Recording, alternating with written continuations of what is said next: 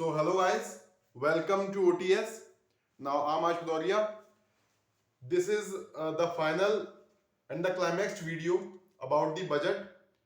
जितना भी ये बहुत माइन्यूट डिटेल्स हैं, बेसिकली ये बहुत बहुत छोटी छोटी चीजें हैं जो आपको कहीं और नहीं मिलेंगी, तो इनको फैब्रिकेट करके अलग निकाल के एक बहुत आसान से तरीके में समझाने के लिए मैं आपको यहाँ पर आया हूँ। और जो बजट का रिमेनिंग पोर्शन रह गया था, क्योंकि हमने इससे पहले एजुकेशन का बजट देख लिया है, ठीक है, हमने इससे पहले जो है डिफेंस का बजट देख लिया है, इससे पहले हमने हेल्थ का बजट भी देख लिया। अब जो बाकी का यहाँ बचा हुआ है वो थोड़ा सा हम यहाँ पर देखेंगे, बहुत ही माइन्यूट और फाइन डिटेल्स हैं। ये आपको अपने पेपर्स में जो ऐसे वगैरह होंगे या एसएसबी के बच्चों के लिए बोलने में होंगे, जीडी वगैरह में, वहां ये चीजें काम आएंगी, ठीक है। So let's get started with this video, the minutes of the budget. So या लेट्स गेट स्टार्टेड। ना पहली चीज जो मैंने आपको बताई, एनुअल फाइनेंशियल स्टेटमेंट आर्टिकल 112 के अंदर है। ये आपको याद हो चुका होगा, अब तक मैं हर वीडियो में इसको बताता हूं, ठीक है। अब इसमें क्या है, न्यू टैक्स रिजीम जो है, आपने सुना होगा न्यू टैक्स रिजीम और ओल्ड टैक्स रिजीम। इस वाले बजट में क्या किया है, न्यू टैक्स रिजीम को बेसिकली ज्यादा फोकस किया गया है और सुपरसीड किया गया है ओल्ड टैक्स रिजीम के ऊपर, जहां पर आपकी जो टैक्स परसेंटेज जो 0% है वो 7 लाख तक की कर दी गई है। जो 87A के अंदर रिबेट दी जाती है, सेक्शन 87A के अंदर रिबेट दी जाती है इनकम टैक्स एक्ट के अंदर, वो रिबेट आपको 7 लाख तक मिलेगी। लेकिन आपका इसमें एचआरए यानी कि होम अलाउंसेस या कहीं आप इन्वेस्टमेंट करते हो उसकी अलाउंसेस वो काट दी गई हैं। इसका ये मतलब है कि सरकार बेसिकली ये चाहती है कि आप लोग खर्च ज्यादा करें, बचाएं कम, ठीक है। अब ये सही है गलत है ये मैं आपके ऊपर छोड़ता हूं, बट सरकार ये चाहती है कि जो नागरिक हैं वो खर्च ज्यादा करें और बचत कम करें, ठीक है। इससे क्या होगा, मार्केट में इकोनॉमी पंप होती रहेगी और डेवलपिंग देश के लिए ये जरूरी भी है। लेकिन बात ये है कि कितने लोग ऐसा कर सकते हैं, ठीक है, ये मैं आपके ऊपर छोड़ता हूं। आगे बढ़ते हैं, इसमें मैं बताता हूं। इसमें जो किसान क्रेडिट कार्ड है, जो केसीसी है, उसका बजट थोड़ा सा बढ़ा दिया गया है, यानी किसानों को थोड़ा और पैसा मिलेगा या और किसान जो है वो इसके अंडर आएंगे। क्या होगा ये आने वाले समय में पता पड़ेगा, अभी ये पता है कि बजट इसका बढ़ा दिया गया है, ठीक है। 20 लाख करोड़ इसका बजट कर दिया गया है, ठीक। अच्छा, इसमें क्या, इसमें एक जो बेसिक चीज है वो ये है कि जो साहूकार हैं उनसे किसानों को बचाया गया है, साहूकारों के पास न जाएं, हम आपको बजट बढ़ा के दे रहे हैं, आप हमसे पैसा लें। इससे एक ये भी चीज होगी कि जो डेट ट्रैप में फंसते हैं किसान, जो फिर सुसाइड करते हैं, शायद वो केसेस कम होंगे। ये सरकार का छुपा हुआ एजेंडा है इसके पीछे, ठीक है। अब आगे जो है, महिलाओं के लिए एक स्कीम आई है, महिला सम्मान बचत पत्र, जिसमें 7.5% आपको इंटरेस्ट मिलेगा। ये बेसिकली वुमेन एम्पावरमेंट की तरफ एक कदम है, महिला सम्मान बचत पत्र। इसका जो लिमिट है वो 2 लाख रुपए है। पार्शियल निकाल सकते हो आप पैसा, जो इंटरेस्ट आपको मिलेगा वो 7.5% मिलेगा। लेकिन एक चीज याद रखें, भारत का इन्फ्लेशन भी लगभग 7% है और आपको इंटरेस्ट मिल रहा है 7.5%, तो मोटा मोटी एंड में जब आप जाओगे तो पैसा आपको कुछ ज्यादा नहीं मिलेगा, क्योंकि वैल्यू पैसे की उतनी ही रहेगी, क्योंकि इन्फ्लेशन 7% है, इंटरेस्ट भी आपको 7.5% ही मिल रहा है, तो वैल्यू जो होगी पैसे की वो नहीं बढ़ने वाली है। वो तब बढ़ेगी या तो इन्फ्लेशन कम हो जाए या इंटरेस्ट बढ़ा दें। इंटरेस्ट तो बढ़ने से रहा, इन्फ्लेशन ही कम हो जाए, ये उम्मीद करी जा सकती है, ठीक है।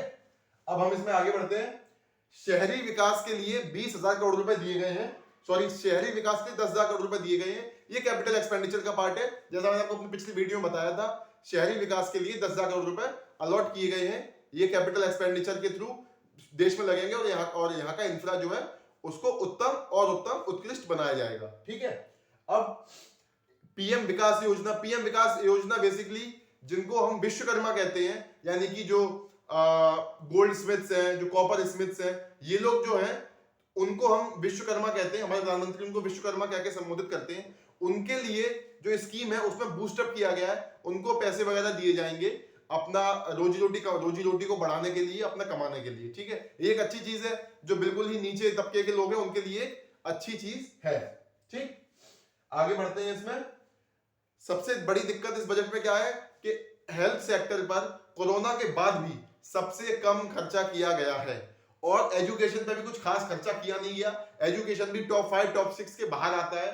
हेल्थ पर और एजुकेशन पर बहुत कम खर्चा किया गया है, ये बजट में माइनस पॉइंट है। लेकिन मैं आपको ये पूरा बता दूंगा तो आपको समझ में आएगा कि बजट में ये माइनस पॉइंट इसलिए है क्योंकि एमएसएमईज को बूस्ट दिया गया है, सोशल सेक्टर्स को बूस्ट दिया गया है। तो भाई कहीं पैसा लगाओगे तो कहीं ना कहीं कम करना पड़ेगा।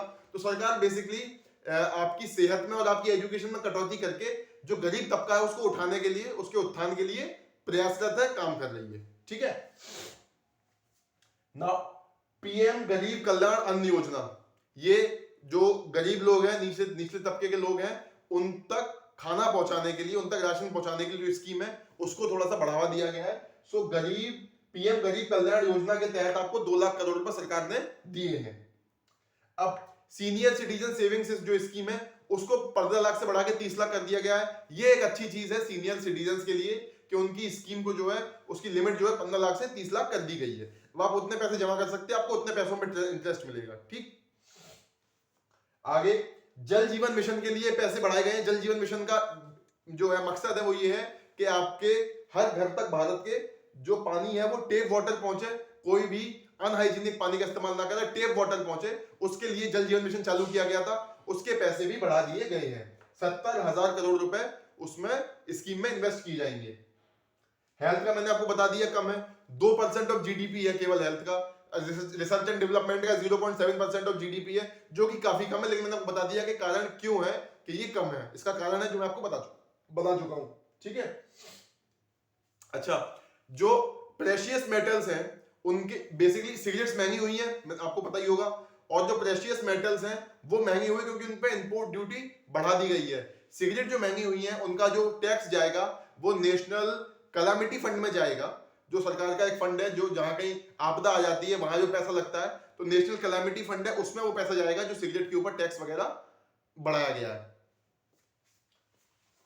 अब इसमें आगे चलते हैं, मैं आपको आगे बताता हूं इसमें कि पीएम जो मैंने बताया था ना विश्वकर्माओं के लिए, वो एमएसएमई सेक्टर में आता है, तो उसको वहां बूस्ट मिल रहा है। अगर आपके पास कोई ऐसा लिखने को आ जाए तो आप इसका एग्जांपल दे सकते हैं कि यहाँ ये स्कीम ऐसी लाई गई है, बढ़ाई गई है, तो एमएसएमई सेक्टर को बढ़ावा दिया जा रहा है। अच्छा, एमएसएमई सेक्टर में एक और बात होती है, सिक्योरिटी डिपॉजिट देना पड़ता है। जो एमएसएमई लोग सेक्टर्स हैं उनको सिक्योरिटी डिपॉजिट देना पड़ता है, उनको सिक्योरिटी डिपॉजिट देना पड़ता है। तो उसमें क्या होता है कि क्योंकि कोरोना आ गया था तो मैन्युफैक्चरिंग उतनी हो नहीं पाई, तो क्योंकि उतनी मैन्युफैक्चरिंग हो नहीं पाई तो उस वजह से सरकार ने सिक्योरिटी डिपॉजिट माफ कर दिया है कि हम जो है आपको वापस कर देंगे सिक्योरिटी डिपॉजिट आपका, हालांकि आपने वो काम नहीं कर पाया क्योंकि कोरोना बीच में आ गया था। तो ये एक अच्छी चीज है एमएसएमई के लिए, उनको मोटिवेशन भी दिया है, थोड़ा बूस्टअप भी दिया है। ठीक है, अब इसमें आगे बताता हूं आपको टूरिज्म इंडस्ट्री। टूरिज्म इंडस्ट्री को बढ़ावा दिया गया है, 50 कंप्लीट पैकेज टूरिस्ट साइट्स बनाई जाएंगी, गांव तक टूरिज्म को पहुंचाया जाएगा। उसके लिए स्कीम चालू करी गई है, वाइब्रेंट विलेज स्कीम। इससे रोजगार भी बढ़ेगा और आपका जो है रेमिटेंस रोजगार भी बढ़ेगा, और जो फॉरेन फंड है, जो लोग बाहर से आएंगे वो पैसा खर्च करेंगे, वो चीज भी बढ़ेगी।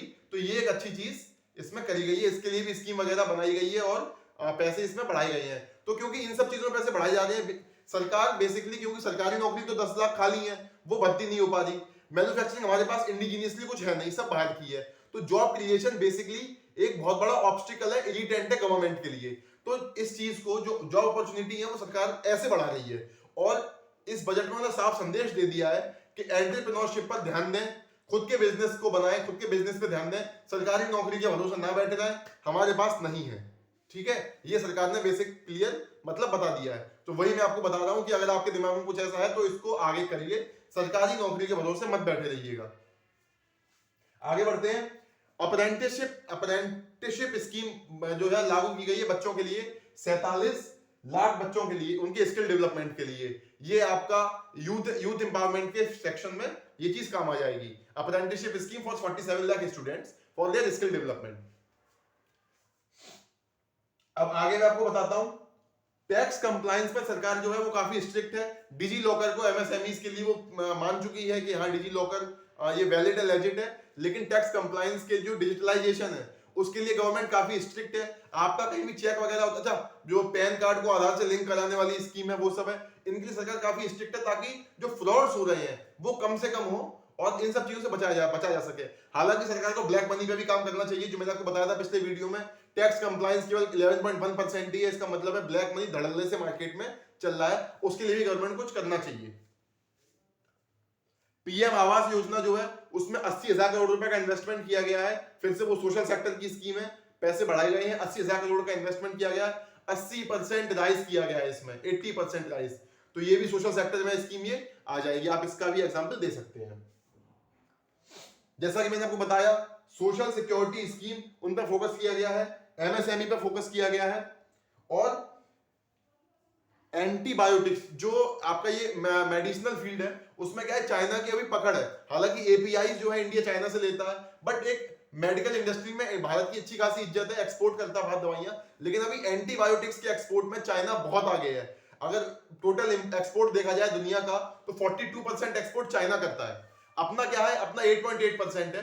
इसको बढ़ावा देने के लिए हेल्थ सेक्टर में, जो लोगों की हेल्थ सेक्टर है उसमें कम काम किया गया, लेकिन रिसर्च एंड डेवलपमेंट है जो हेल्थ सेक्टर में, उसको थोड़ा सा बढ़ाया गया है ताकि एक्सपोर्ट इसका बढ़ सके और भारत एक मेजर प्लेयर बन के आ सके दुनिया के सामने इसमें एंटीबायोटिक्स के एक्सपोर्ट में। नंबर 1 पे चाइना है 42%, और नंबर 2 पर आप सुनेंगे चौंक जाएंगे, इटली है 10% पे, यानी कि 32% का फर्क है नंबर 1 नंबर 2 में, और भारत 8.8% है।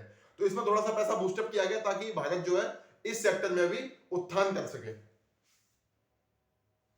सो बेसिकली ये पूरा बजट का एक आउटले था जो मैंने आपको पूरी तरीके से समझा दिया है। अब बजट में कुछ भी नहीं बचता है। अच्छा, थोड़ा सा ये एनवायरनमेंट पे फोकस किया गया है, जो फेम स्कीम थी इलेक्ट्रिक व्हीकल्स के लिए उसका बजट बढ़ा दिया गया है, ग्रीन हाइड्रोजन मिशन के पैसे बढ़ाए गए हैं, ठीक है। और क्योंकि पंचामृत जो प्रधानमंत्री मोदी का एक वादा था, कॉप 26 जो ग्लासगो में हुई थी वहां वो करके आए थे कि 2070 तक नेट कार्बन इमिशन जीरो कर देंगे हम, ठीक है, 500 गीगावाट रिन्यूएबल एनर्जी वगैरह कर देंगे। ये सब जो वादा किया था उसकी तरफ एक काम किया गया है। हाइड्रोजन मिशन में, ग्रीन हाइड्रोजन मिशन में पैसे बढ़ाए गए हैं, और फेम स्कीम में भी पैसे बढ़ाए गए हैं। इलेक्ट्रिक व्हीकल्स को जो है बूस्टअप दिया जा रहा है। और एक अभी अच्छी खबर आई है हमें कुछ दिन पहले ही कि लिथियम का भंडार मिला है जम्मू एंड कश्मीर में, और काफी अच्छा भंडार है वो, तो उससे जो है लिथियम आयन बैटरी हम यही बना सकते हैं। अब हमें जो लिथियम ट्रायंगल था साउथ अमेरिका में, जो अर्जेंटीना, बोलीविया और चिली में था, उस पर निर्भर नहीं रहना पड़ेगा। मुश्किल से वहां 1-2 माइंस मिलती थी, बहुत पैसा खर्च होता था, यही मिल गया, लिथियम आयन बैटरी यही बनेगी, तो शायद ईवी व्हीकल्स थोड़े से और सस्ते होंगे, और जो मोदी जी का ये सपना है एक environment free, environment supportive India का, ये साकार होगा। तो ये था पूरा बजट। मुझे उम्मीद है आपको कुछ नया जानने को मिला होगा। बजट में इसके बाद कुछ भी नहीं है। अब आप पढ़ते रहिए, स्टे फिट, स्टे फोकस्ड। मैं आपसे मिलता हूं अगले वीडियो में। जय हिंद।